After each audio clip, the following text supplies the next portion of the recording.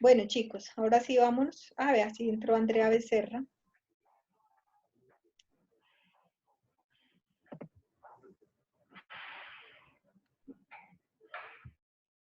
Bueno, vamos para el documento.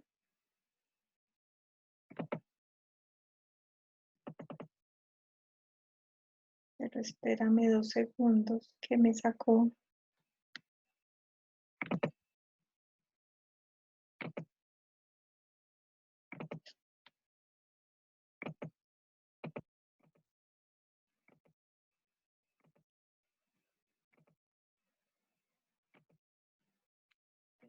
Está metiendo a otro documento.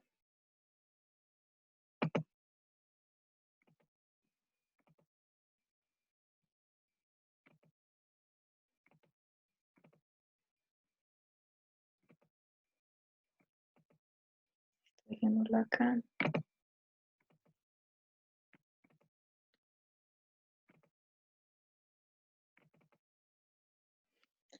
Bueno, chicos, entremos en materia entonces. Pasemos este para acá que nos deje.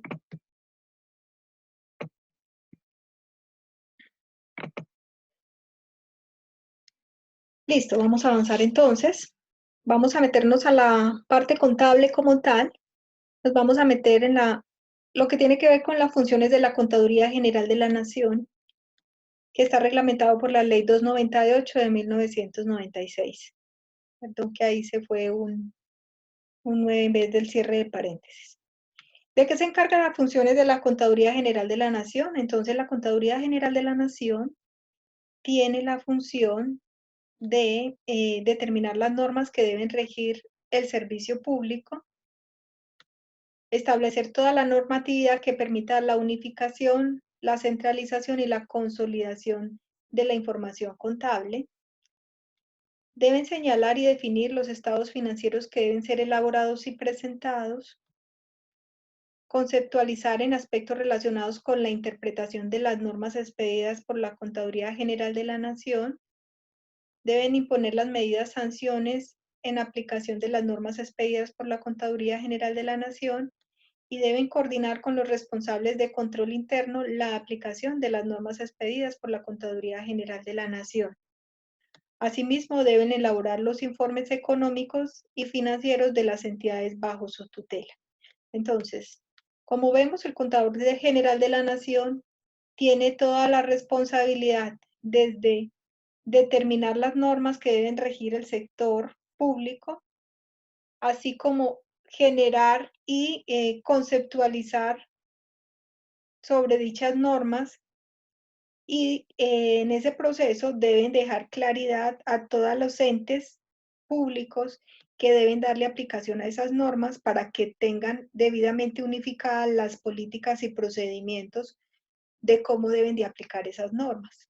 ¿Por qué? Porque dependiendo de cómo cada entidad pública realice el registro de las transacciones, en ese sentido, si todos no tienen claridad frente a las normas y frente a los procedimientos, no van a ser debidamente uniformes. ¿Por qué? Porque de la manera como se administren los recursos y se registren en la contabilidad, tanto a nivel si estamos en la ciudad de Bogotá, como si estamos en la ciudad de Pereira, el registro contable que deben hacérsele y la forma en que se reconozcan los valores razonables de los bienes de uso público deben ser al unísono para de tal manera, cuando se consolide la información a nivel de la nación, sea consecuente y sea realmente la manera clara de que la información esté alineada. ¿Por qué? Porque la forma en que yo registre una factura debe ser la misma manera, el mismo procedimiento, el que usa en La Guajira o el que usan en Bogotá o el que usan en Manizales. Porque si yo solo como entidad territorial manejo la contabilidad de una manera tal que no le doy la debida aplicabilidad a por decir, el mantenimiento que le hagamos a los parques, eso mismo, de esa misma manera lo deben de manejar en la ciudad de Bogotá. Para el día de mañana, cuando ya se consolida la información y se reportan los informes ¿A quién? ¿A quién les reporta la información la Contaduría General de la Nación? A la Contraloría. Es un organismo de control, sí, claro, tiene que ver, tiene que ver. Digamos que la contabilidad se le reporta a la comunidad en general, ¿cierto? Lo que pasa es que nosotros mantenemos muy ajenos y alejados de la información. No nos damos como por aludidos, no pensamos que eso tiene que ver con nosotros, ¿cierto? Poco a poco es que nos acercamos y nos damos cuenta que es que somos un factor determinante a la hora que hablamos de los presupuestos, a la hora que hablamos de los derechos de que tenemos con la nación y cuando hablamos de los deberes también, ¿cierto? Para nosotros es un derecho estar informados, es un derecho conocer y saber cómo usan nuestros recursos, nuestros impuestos y todos los tributos que le pagamos al Estado. Entonces, a través de la contabilidad es como nos vamos a dar cuenta realmente de cómo se invirtieron todos esos recursos, de cómo, cuáles son los activos que tiene la nación. ¿Activos en qué sentido? ¿Qué activos tiene la nación?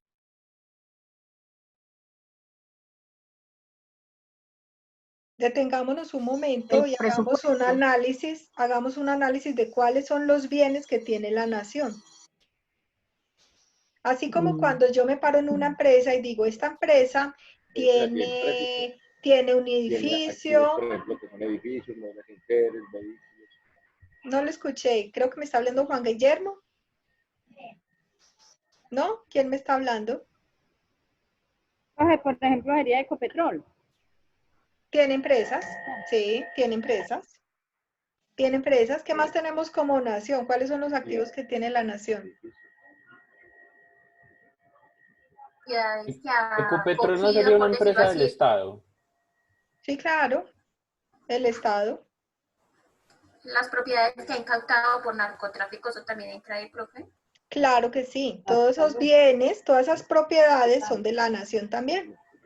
Todas esas propiedades que han incautado lo tenemos dentro de los activos de la nación. Tenemos también lo que tiene que ver los edificios, ¿cierto?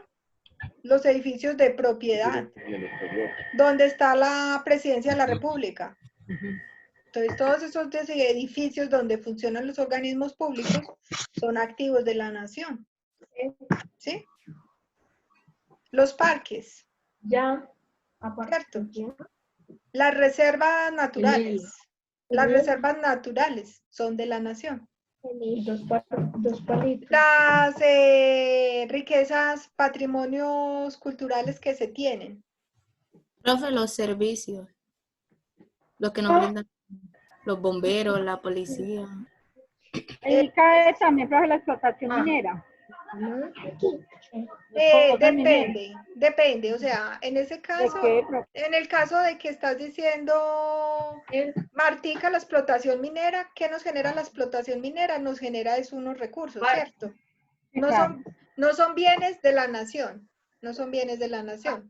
Nos generan unos recursos que nos entran a los presupuestos. ¿Por qué? Porque eso es de propiedad de terceros, ¿cierto? No. Lo que yo pensé que como entraba plata, entonces eran... Eso no, eso no son bienes propiamente de la nación, sino que nos entran recursos. No voy a copiar la respuesta. La respuesta. Entonces, ¿cómo va a responder si no la copio? Ahí. ¿Cómo copia la respuesta con otra respuesta? La pregunta. ¿Quién habla por allá? Francia es brava. Qué pena, profe, es que mis hijos están estudiando y se me olvidó que no había pagado esto. Ah, bueno, sí, porfa, vamos teniendo el micrófono abierto a las personas que vayan participando y pues sí, nos toca controlar el sonido porque si no todos quedamos es con gente hablando y nada que ver con la materia. Entonces, chicos, importante separar. Entonces, cuando yo tengo el presupuesto, yo soy una empresa, voy para una empresa, yo estoy en una empresa, ¿cuáles son mis activos? Para la empresa los activos van a ser los edificios, la maquinaria y el equipo que tenga, los vehículos si tiene vehículos, ¿qué más puedo tener yo como empresa? Propiedad, planta de equipo, ¿cierto? Entonces, como nación, ya es que me voy. Como nación, ¿yo qué tengo? Bueno, yo como empresa también puedo tener acciones en otras empresas, ¿cierto? Y esas acciones es lo que me da cuando yo soy propietaria de una empresa. Entonces, en ese caso, nos vamos a ir para el Estado. El Estado va a tener también una propiedad, planta y equipo, y adicionado a propiedad, planta y equipo van a haber unos bienes y recursos naturales y culturales que son propiedad nuestra de la nación. Y vamos a tener también estas empresas que son propias del Estado, como es la empresa Ecopetrol, ¿cierto? Y va a tener una Profe, y participación en propiedad, accionaria. planta y equipo, también serían los elementos del ejército, todo eso, también contaría ahí. Cuando hablas de elementos, ¿en qué sentido hablas de elementos del ejército? Las propiedades. Sí, las propiedades, o las armas, o que los tanques que compran, o Sí, los claro, el aviones, todo armamento. esto. Todo eso es propiedad del Estado.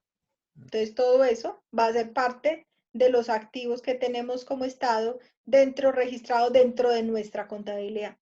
¿Sí? Entonces, la contabilidad va a tener una estructura, así como una empresa también. La contabilidad va a tener un flujo en una cuenta de caja, una cuenta de bancos, donde está la sumatoria de todas las cuentas de todas las empresas que administran recursos públicos, ¿cierto?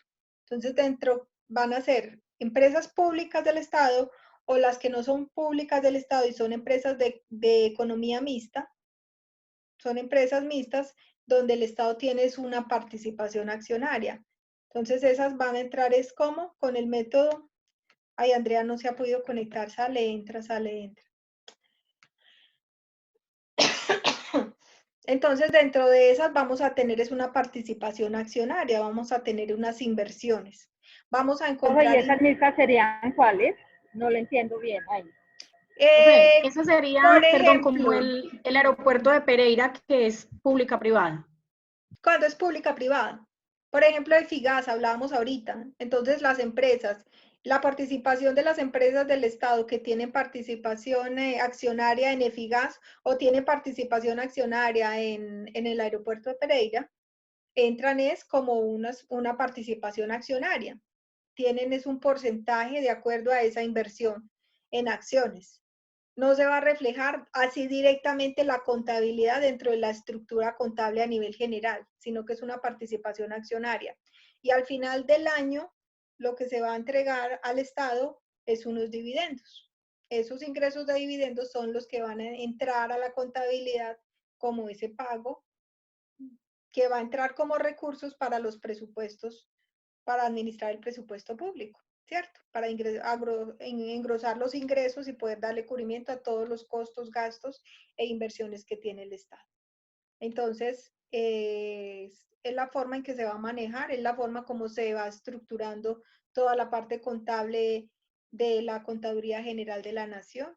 Importante tener en cuenta que a nivel de la Contaduría General de la Nación fue uno de los primeros entes en hacer el proceso de conversión a normas internacionales a normas internacionales, a normas NIF, ¿sí?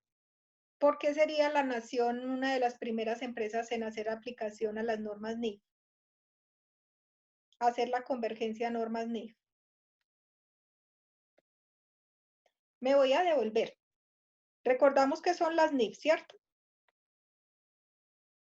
Ya hemos visto NIF. Entonces, recordemos que las NIF, desde el 2009 salió la ley 1314, que es la ley de convergencia para hacer el proceso de convergencia de estados financieros a normas internacionales, viviendo el debido proceso a nivel empresarial. Porque las normas NIF no solamente es aplicar a la contabilidad, sino que es que cada empresa implemente toda la parte de políticas y procedimientos a nivel transversal de toda la organización, dándole la debida aplicación a cada una de las pautas que traen las NIF para hacer la conversión de los estados financieros, dándole valores razonables a cada uno de los rubros que manejan en su contabilidad, cada empresa en general, ¿cierto? El proceso para la Contaduría General de la Nación fue una de las primeras empresas, así como el Grupo 1, recordemos, está el Grupo 1, el Grupo 2, el Grupo 3, el Grupo 1, ¿quiénes son? ¿Quiénes están en el Grupo 1? Las MIPYMES, creo. No, ese es el grupo No, 2. las grandes empresas. En el grupo 1 están las grandes empresas propiamente que tienen que ver con toda la parte del sector financiero, el sector de valores, que son con inversionistas extranjeros, que pertenecen a grupos económicos, que tienen que manejan importaciones o exportaciones. Entonces, estas empresas eran las del primer grupo. La del grupo 2 son todas las pymes. En el grupo 2 vamos a encontrar todas las pymes y en el grupo 3 las pequeñas empresas. Entonces, dentro del cronograma que traía el gobierno para hacer la conversión de las empresas a normas internacionales, aunque la norma salió en el 2009, el proceso se vivió hasta el 2014-2015, en donde las empresas, perdón, 2013-2014 para el grupo 1, las empresas tenían que vivir el proceso de convergencia. En esas empresas estaba el Estado, porque el Estado le tocaba vivir de primero ese proceso de convergencia, porque creen ustedes que era primordial. Necesitaba primero conocerlo para poder influir en las otras empresas, ¿no, profe? Si no tenía conocimiento, ese era importante. ¿Cómo le vas a exigir? ¿Cómo le va a exigir si no lo está implementando a que otros sí lo implementen? Ese es importante, ese conocimiento, pero más que eso es la exigencia internacional, ¿cierto? Entonces encontramos la exigencia internacional a nivel del Banco Mundial, a nivel de los países extranjeros, que son los que nos generan los créditos, de tener una normatividad internacional de tal forma que los estados financieros pudieran ser vistos con otra mirada, ya alineados a nivel internacional. Entonces, éramos los primeros para que nos pudieran hacer aprobaciones de préstamos. ¿Por qué? Porque esa fue la exigencia para Colombia, la presión de que se metiera pronto al proceso de convergencia. Colombia fue el último país a nivel de Latinoamérica, sumado a las Islas Canarias, que hasta el 2013 empezó a darle aplicación a la norma. Digamos, lo alargamos y lo alargamos en el tiempo porque fue un proceso que empezó desde el 2003, 2005, y Colombia lo alargó, sacó la norma, tiene normatividad en el 2009, pero solo hasta el 2013, 2014 empezó a hacer la aplicación de la normatividad. Entonces, fue más por una cuestión de exigencia a nivel internacional para que las entidades que nos generan los préstamos nos continuaran liberando los préstamos, porque se frenaron los préstamos a nivel internacional. Entonces ahí fue que se generó la exigencia para Colombia de vivir el proceso. Entonces hacia el 2013-2014 lo vivieron el grupo 1, hacia el 2015-2016 se supone que tenían que haberlo vivido el grupo 2. El grupo 2 dijimos cuáles son, quiénes son. Las pymes. Las pymes. Las pymes, exacto. Y nuestro país, el 80% de las empresas son pymes. Entonces, en ese orden de ideas, muchas empresas han vivido el proceso, pero otras tantísimas más no lo han vivido, no lo han realizado. Frente a eso, la exigencia que tenemos a nivel nacional es una sanción que le pueden aplicar a las empresas por el hecho de no haber vivido la convergencia, y eso es importante que ustedes lo sepan y lo conozcan. ¿Quién es la entidad que entra a sancionar por qué no hemos hecho la convergencia? ¿Quién creen ustedes que es la entidad que entra a sancionar? La DIAN. Junta Central. No, entra ahí se me fue, la Superintendencia de Sociedades. La Superintendencia de Sociedades es la entidad delegada para entrar a sancionar a las empresas. ¿Saben cuánto es el monto de la sanción?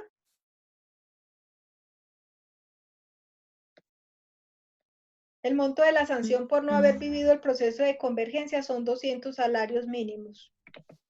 Entonces, obviamente, pues las empresas, digamos, han hecho caso omiso, pero en el momento que se disparen y que realmente la superintendencia entre a actuar ahí y a hacer mayor rigurosidad, a tener una mayor rigurosidad con respecto a la convergencia de normas, esto generará de alguna manera que las empresas se pellizquen y empiecen a vivirlo en forma responsable.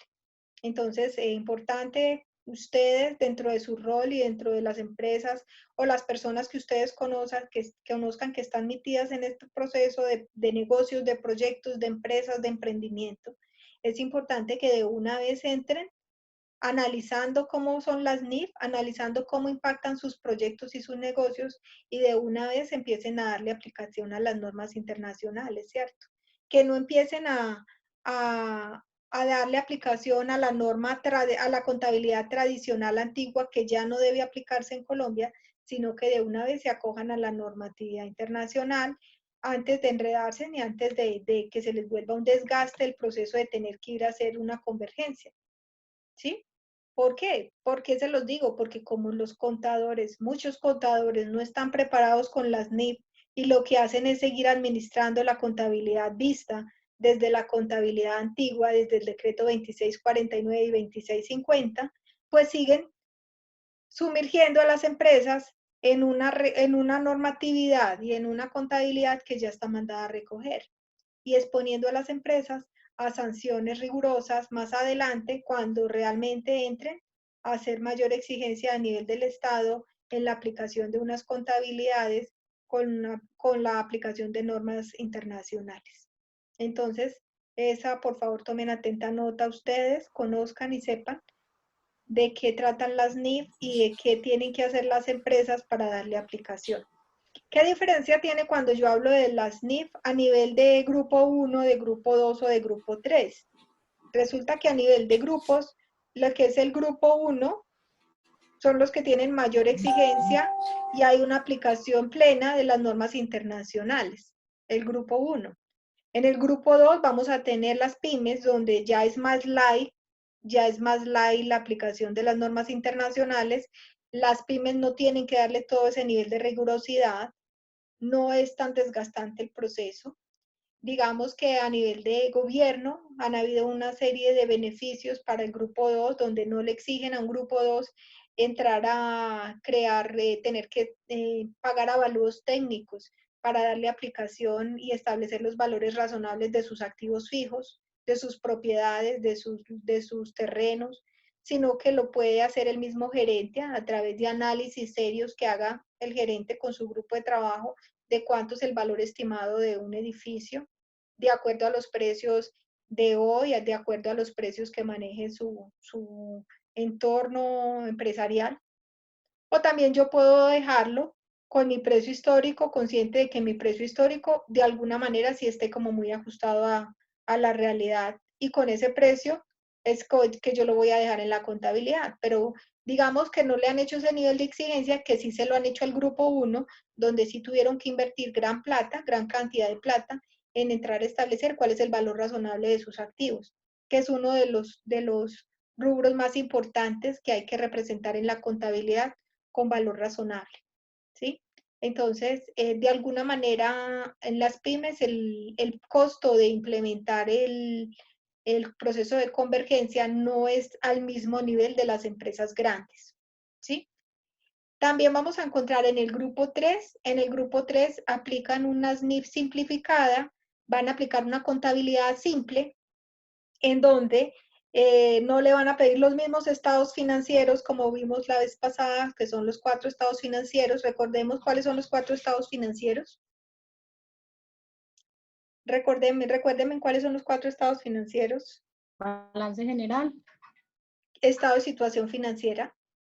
Estado de resultados. ¿Sí? ¿Cuál más?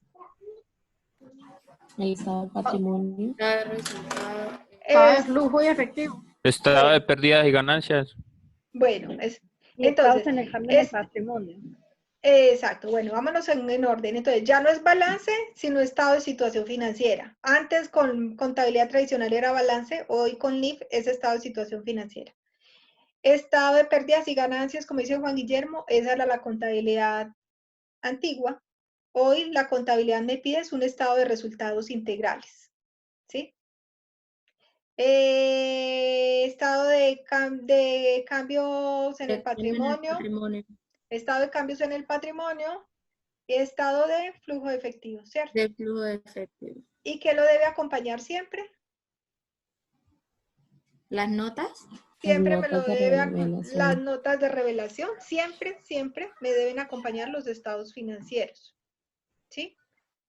Siempre me debe acompañar los estados financieros. Entonces, para la contabilidad de las bajo NIF del grupo 3, estamos diciendo que aplica una contabilidad simple. A ellos solamente les están haciendo exigencia de lo que es el estado de situación financiera, del estado de resultados integrales y las notas, ¿sí? A ellos no se les exigen los otros dos estados financieros. ¿Por qué? Porque pues ya su contabilidad es más simple, es más sencilla y la norma es más light para ellos. A nivel de la República, a nivel del gobierno, obviamente aplican las normas plenas. Entonces, la Contaduría General de la Nación fue uno de los primeros en realizar el proceso en hacer la convergencia, pero como en todo proceso, hay todavía municipios y provincias que no han vivido el proceso. Entonces, de alguna manera, el grueso del país ya tiene la conversión a normas internacionales en las entidades públicas, pero todavía hay municipios que están haciendo proceso y ahí tienen unos planes de trabajo para hacer la convergencia aún a las normas NIF. A nivel de la estructura orgánica, vamos a tener el Contador General de la Nación, que es el directivo, es el responsable de manejar la contabilidad pública.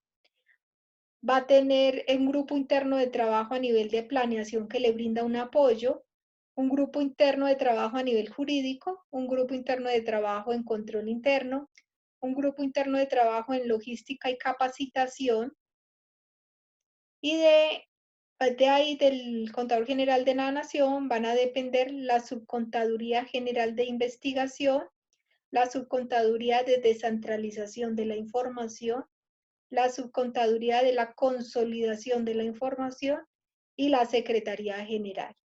Digamos, estas son las áreas a nivel general que conforman el organigrama de la Contaduría General de la Nación y cada una de ellas tiene su grupo de trabajo. A nivel de la Subcontaduría General y de Investigación tienen el grupo interno de trabajo en investigación y normas y el grupo interno de trabajo en doctrina y capacitación. ¿Sí? Ellos trabajan muy de la mano con el Consejo Técnico de la Contaduría, haciendo y elaborando toda la parte normativa que se le debe dar aplicación a la parte contable. Nos direcciona y nos dimensiona los procesos contables, las políticas contables que se deben de aplicar. Desde aquí se genera el marco conceptual que se le debe de aplicar a la contabilidad. Viene el grupo de subcontaduría de descentralización de la información. Ellos trabajan con el grupo interno de trabajo en la administración de entidades y estadísticas, grupo interno de trabajo de gestión y evaluación de la información, grupo interno de trabajo de sistema integrado de información financiera y el grupo interno de trabajo SHIP. ¿Saben qué es el grupo interno de trabajo SHIP? El grupo interno de trabajo SHIP es el software contable que maneja la nación, ¿sí?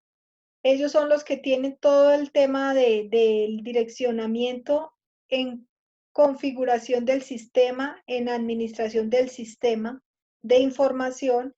Es la base de datos donde todas las entidades públicas deben bajar la información, deben registrar la información.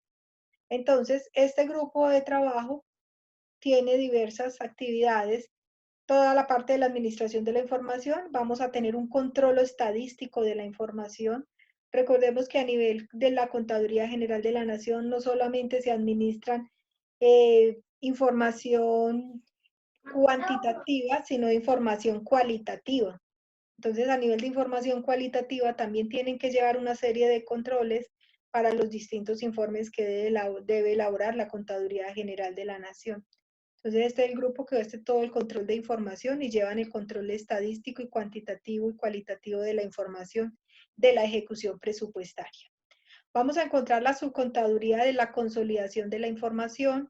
Aquí trabaja el grupo interno de trabajo del procesamiento y análisis de productos, grupo interno de trabajo de estadísticas y análisis económico y el grupo interno de trabajo de apoyo informático. Este grupo de trabajo tiene que hacer el análisis de las distintas variables, desde el registro contable hasta la parte de análisis económico. Recordemos que yo, visto desde la nación, yo no me puedo solo dedicar a realizar registros contables, sino que yo tengo que estar atento a cómo se comporta mi macroeconomía, cuáles son las variables macroeconómicas y cómo me van impactando la contabilidad. La contabilidad vista desde las NIF tiene que estar atenta a lo que va pasando con la tasa representativa, ¿cierto? Que es una variable supremamente importante. ¿Qué va pasando con la tasa de empleo en el país? ¿Cómo van los niveles de desempleo?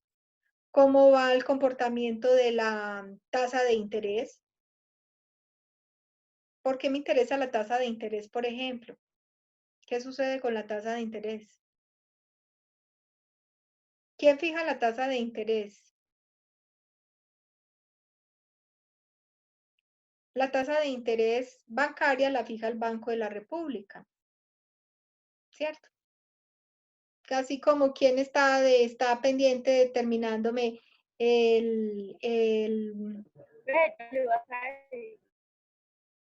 No escuché. Martica habló. Profe, estaban hablando de otra cosa, que es que yo se le... No sé qué, no era algo de la clase, tranquilo. Psicofonía. Ah, ok. Entonces, sí, entonces tenemos que estar atentos a todas las variables macroeconómicas para ir tomando medidas frente al tema presupuestario. Cómo me afecta, cómo me impacta y cómo el gobierno, cómo desde la contabilidad le genero alertas al gobierno para tomar decisiones a tiempo y hacer ajustes pertinentes. Entonces, tenemos ese grupo de consolidación de la información y tenemos el grupo de la Secretaría General. En el grupo de la Secretaría General tenemos el grupo interno de trabajo, en servicios generales administrativos y financieros, el grupo interno de trabajo de talento humano, grupo interno de trabajo del control interno disciplinario y el grupo interno de trabajo de nómina y prestaciones sociales. Entonces, este es todo el grupo de trabajo que le da el respaldo a nivel de Contador General de la Nación y son los que están velando por recibir toda la información de las entidades que administran recursos y bienes públicos, consolidan la información y son los que nos van a entregar los datos, reportes, informes a nivel de la nación. ¿Sí?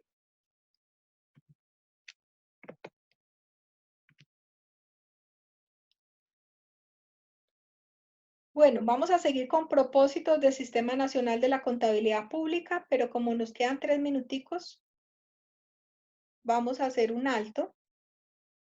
Aprovechamos a tomar los 10 minutos de una vez del refrigerio. Sí, profe.